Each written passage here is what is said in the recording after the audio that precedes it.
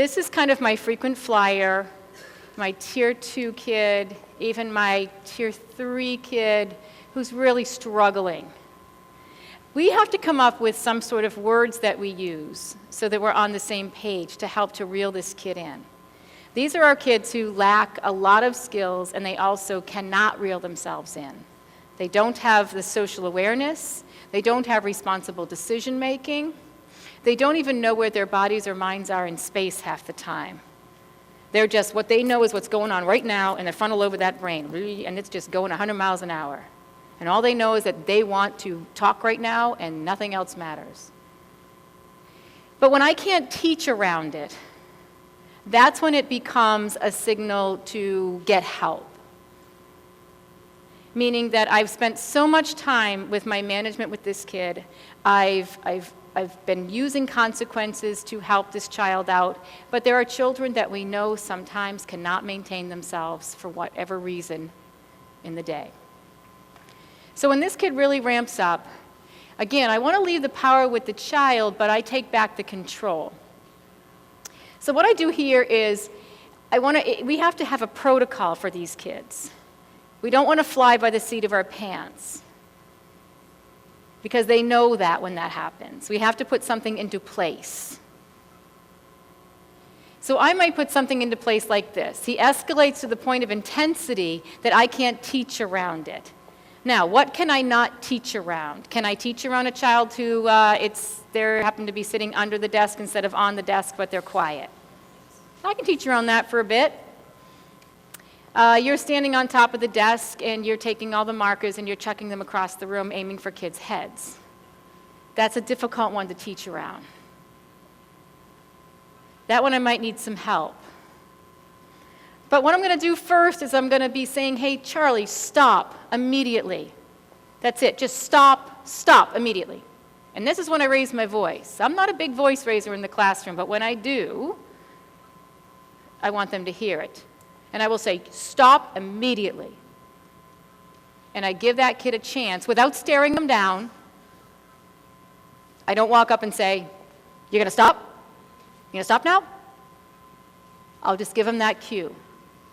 If they stop, they get down off the desk, and they just stand there, I'm okay. It means I can just continue my class. I don't thank them. All right, this sounds like the deadly thing. What do you mean you don't thank them? You don't thank them for making the right choice?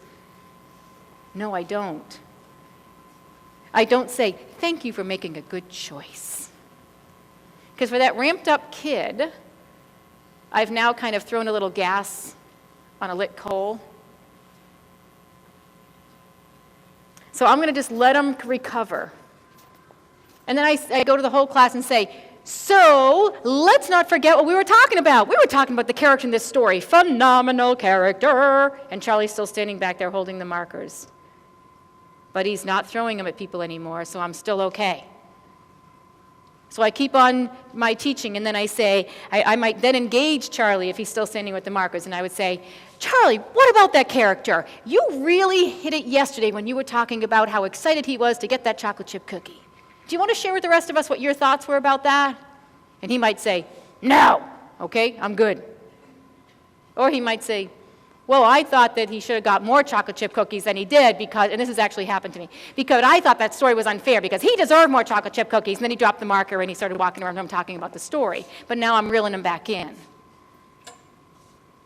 So I'm still okay.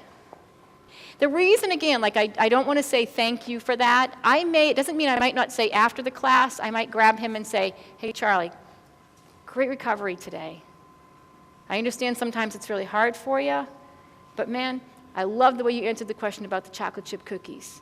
That was awesome. But I'm not going to reopen the behavioral wound, if you will, and start ramping it up all over.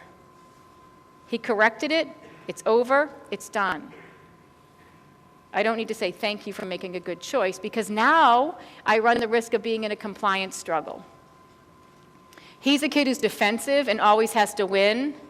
And now I've just pointed out that he lost. And now he brings back worse behaviors for me the next time. So I'm okay with just knowing that I did okay, and guess what? I won. I don't have to tell him that. Doesn't need to know that. But what happens when he doesn't recover? This is when we go ahead and we follow through. He keeps throwing the markers, standing up on the back of the room, aiming for people's heads. This is when I have to call the reinforcements. And this is only when I call the reinforcements. This is only when I might send a kid out to the SSR, when they're creating that type of disruption.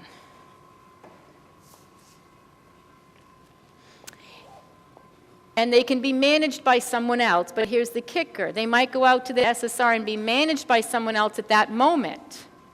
But the closure brings us right back to the menu of consequences. If I had to send you out to be managed by someone else reactively, not proactively, reactively because you couldn't correct your behavior at that moment, and I feel there needs to be a consequence, person in the support room pulls the kid back together, does what they do, but then when that kid comes back to me, when it's recess time, the bell rings, I say, hey, Charlie, come here for a second.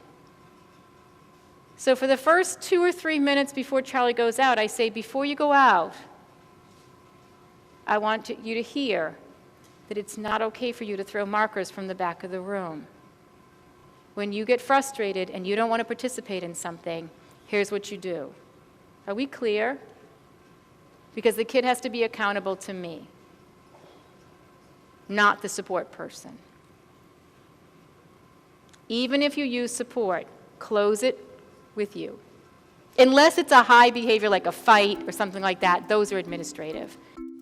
Thanks for watching, and I hope you found this video helpful. If you did, make sure to like and subscribe so you never miss another video. I speak and consult on school behavior, and I love to help districts solve some of these problems. See you next time.